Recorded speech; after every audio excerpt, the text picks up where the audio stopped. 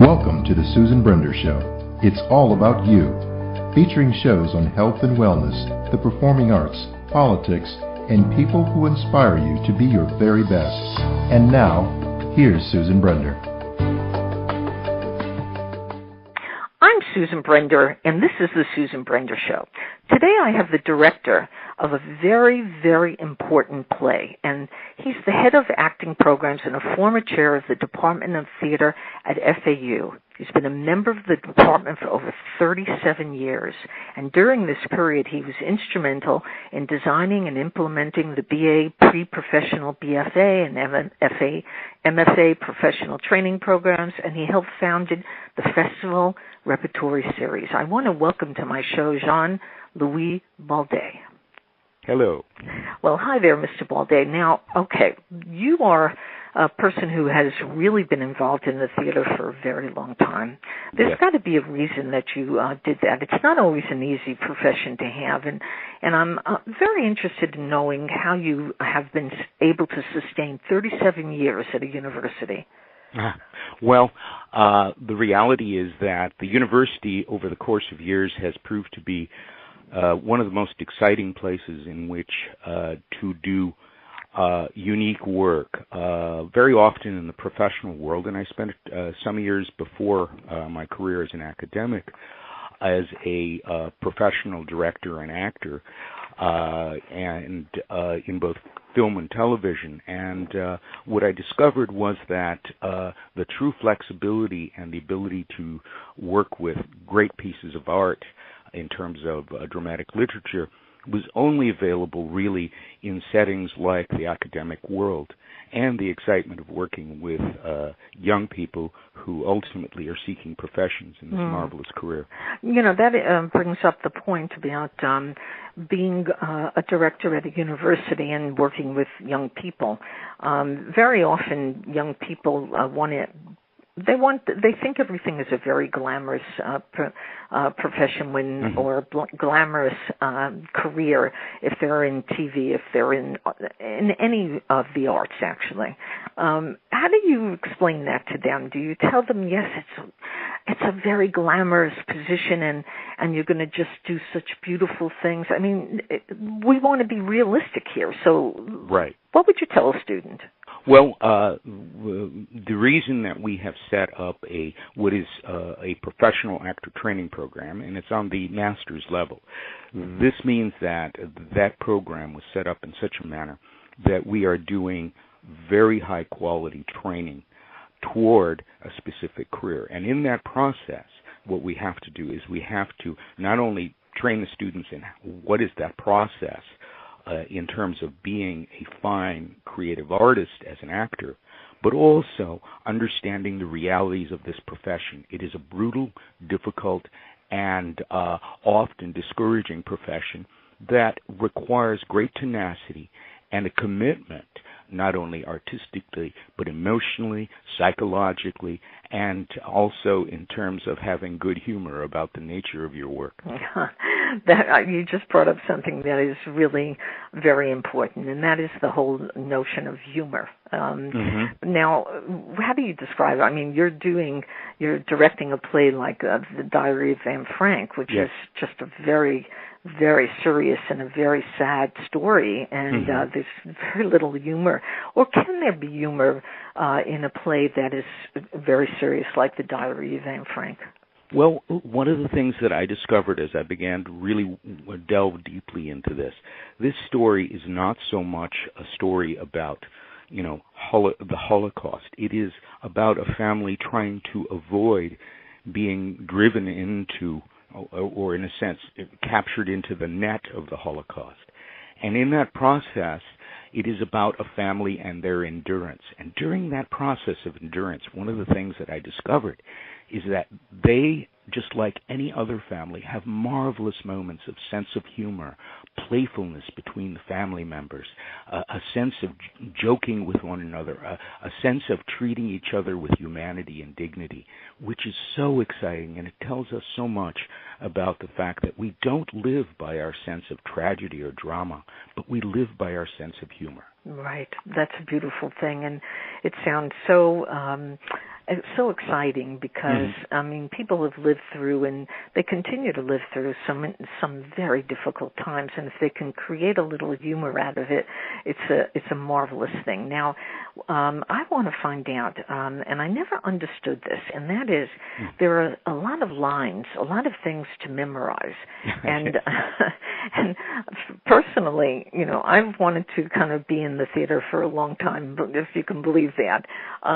But one of the things that worried me so much is the fact that I had to memorize so very, very much, and it's very difficult. So what is it about the people who are in the theater that they could do a soliloquy for about, I don't know, sometimes 30 hours? I mean, they can just go on and on and on and remember every line.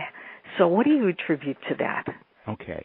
Well, one of the things that I've discovered over the years is basically when you're working with students that are committed to professional careers in this business, that is a state of mind that means that memorization is kind of one of the tools that you use as an artist.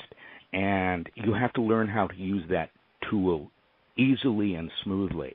And so what we do is, within the training program, we put them under a great deal of stress, where very often they are memorizing as many as 3 scripts at one time, working with many different projects and different kinds of material. And so ultimately it challenges one's ability to facilely memorize material and to take charge of that material. And really the key to it is the fact that you cannot memorize something unless you analyze it in depth, take it apart, break it up into the pieces that are necessary, and then in the performance you put it back together.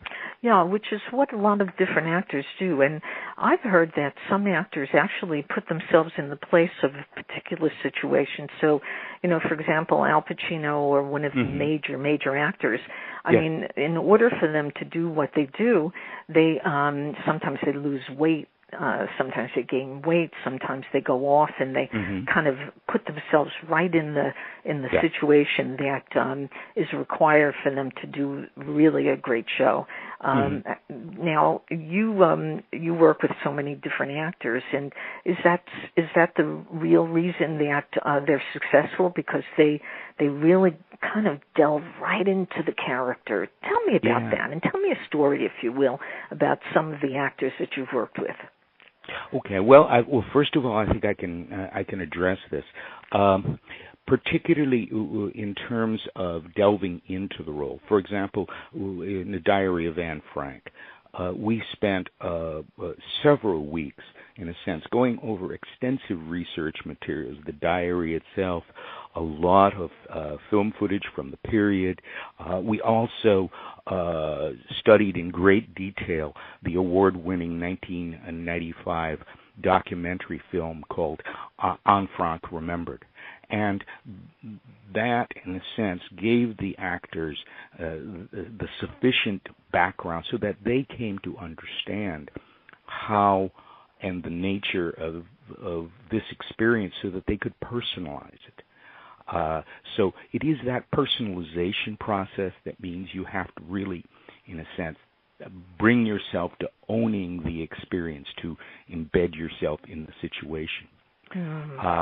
So with that idea in mind, it's kind of a fascinating part of that. It's transformative. Yeah, and this play is a new adaptation by Wendy Kesselman. Yes. And how does it differ from the original in 1955 version of this play that most people know? Yes. Well, that version in 1955 was drawn heavily from the diary, of course, and so is this version. But the theater in 1955 was much more a verbal form. In other words, the stories were told by driving dialogue, extensive dialogue, and that script originally was 105 pages. This new script is actually 55 pages, but both plays play out at the same amount of time.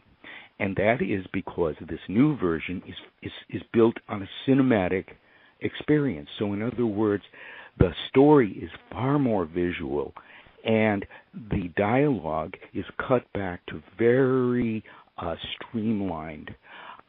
So your story is basically being told through visual action. And dialogue supports that visual action rather than dialogue, in a sense, controlling the action. Can this play be adapted for a film?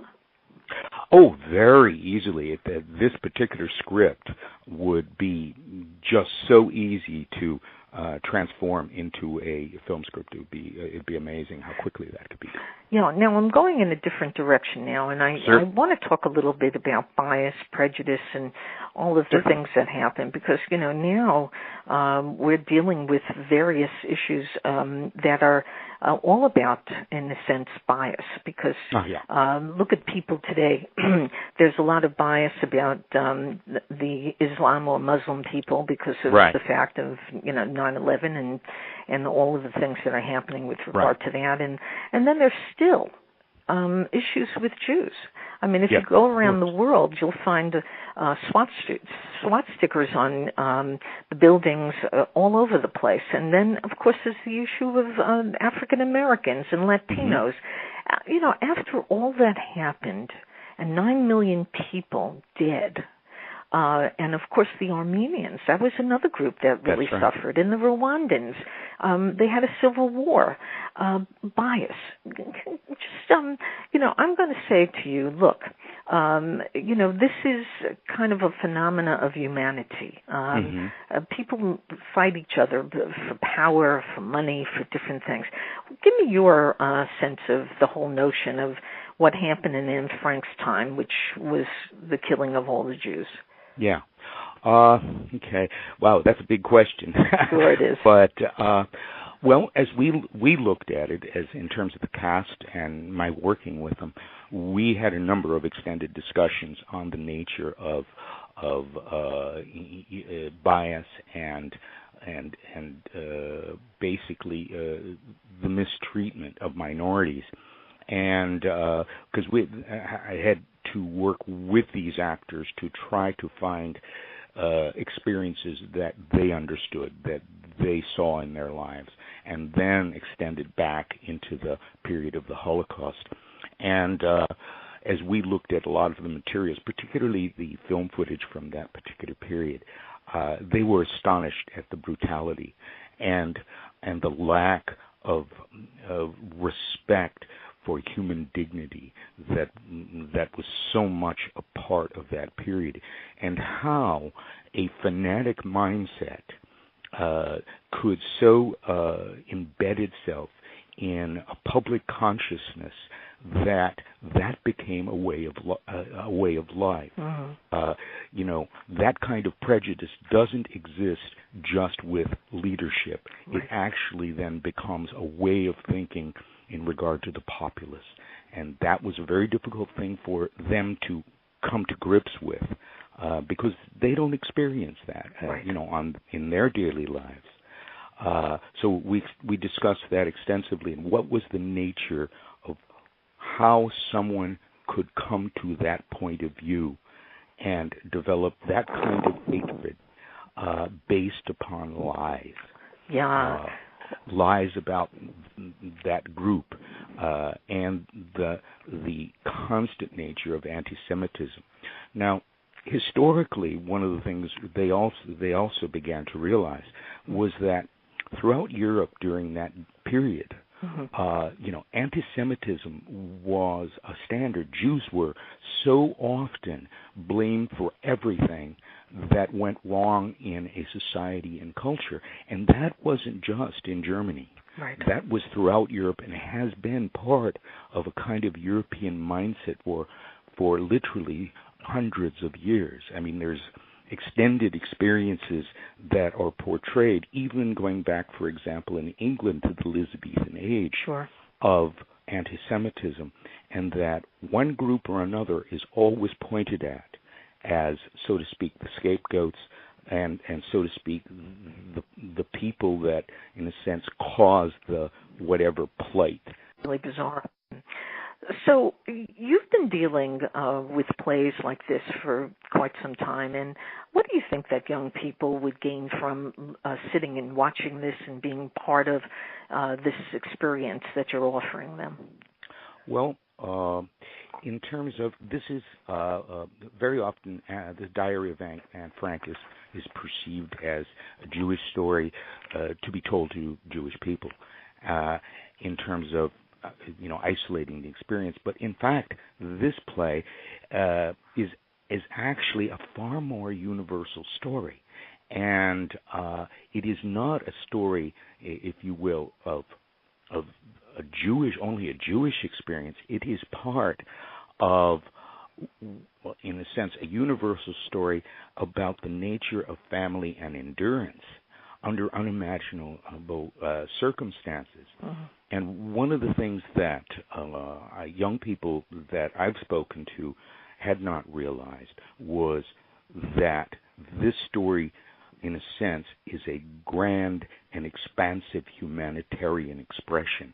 Right. And once that is made clear, they then begin to make the connections with the kind of prejudice that they see in their own lives, as you mentioned earlier, in regard to the way Muslims have been isolated in terms of political speak in our country, and various other groups that have been treated as scapegoats in our own society. Right. Now, this situation is probably going to continue with one group becoming the scapegoat. But this is another thing I wanted to address, and that is, as we said, this is a very important situation for young people. Now, if you had your choice, would you start explaining or doing a play for really young people? And I'm talking about, say, maybe in junior high school, 7th graders, 8th graders. When do you think that this lesson, and it sounds like a lesson about what happened during Anne Frank's time, do you think it should be available to young people as well? Oh, absolutely. Matter of fact, what's rather fascinating, I'm somewhat familiar with the curriculum, both in high school and in middle school in Florida. And Anne Frank is a standard, if you will, piece of literature that is required reading in middle school, and that's absolutely correct. And this story is about a young person that she's 13 years old when the story begins. Right. So there's it's a wonderful opportunity for young people to identify with someone their own age or very close to their own age. And though the story has complex adult components, the nature of the experience is told through the voice of a young adolescent girl, which makes it quite a beautiful story, and, so to speak, the child speaks to the adult in all of us. And the last question pertaining to this particular show is that I think Anne Frank became a very adult-like person. She the way she thought, the way she wrote, and she grew up way before her time. That's correct. So do you think that people who face a lot of problems, a lot of different difficulties in their lives grow up faster than others who are just kids who we see on the computers and all of the different technology instruments? They seem spoiled. They seem not to know much about anything because, that's the nature of what they're doing now. But Anne Frank grew up very fast. Well, that's rather fascinating, and I think that has a great deal to do with that World War II generation that we stand in such awe of. Because if you, and I've seen a lot of documentaries over the course of years about the young men and women that were involved in fighting that war and how quickly they grew up I mean, there's incredible examples of young men that were, 19, 20 years old that were the captain of a fighter bomber, and various other young people throughout that they seem so old for their age. Right. There is a sense of gravity and dignity to the people of that generation, and how quickly they had to become adults to cope with this immense catastrophe, which was World War II. I understand what you're saying. It's really a tragedy in many ways. Now, let's just move on to what's in store for you, and are you going to do another play? And what are the things that you're planning for the future? Oh, certainly. Well, the next big project I'm working on is going to be for our summer repertory festival, which we hold every summer, and it is a collaborative festival in which we bring in professional actors that are union artists to work alongside our graduate student and also some of our undergraduate students in productions during the summer. And we usually do 2 or 3 shows in repertory. The show I'm going to be working on this summer and I'm very excited about it, is Sense and Sensibility, a new script of that particular story. And I'm really excited about getting my teeth into this one. Sure. Now, if people want to get to FAU, first of all, what are the dates that the show's going to be available for them to see? See if I've got that here somewhere close by. Oh, yes. Okay. The dates of the show, we will open Friday, November 11th. Our evening performances are all at 7 p.m. So we'll be performing Anne Frank on Friday, November 11th, Saturday, November 12th, and Sunday, November 13th at 2 p.m., and Sunday, November 13th at 7 p.m. So we have 2 performances. And then the following week will be Thursday, November 17th at 7 p.m., Friday, November 18th at 7 p.m., Saturday, November 19th, 2 p.m., and Saturday, November 19th at 7 p.m. And finally closing our performance schedule on Sunday, November 20th at 2 p.m. And this is at FAU. FAU, yes. Yes, and tell our audience, last but not least, give them information about how they can get in touch with you if they're interested in participating in one of your shows, being part of your student group, your performing arts group. Right. All of the students involved in the productions have to be students at the university. We are required that.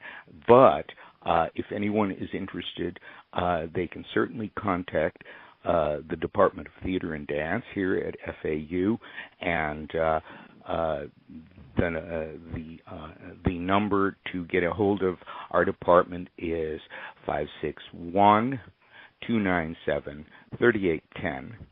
That is our department offices and our academic offices.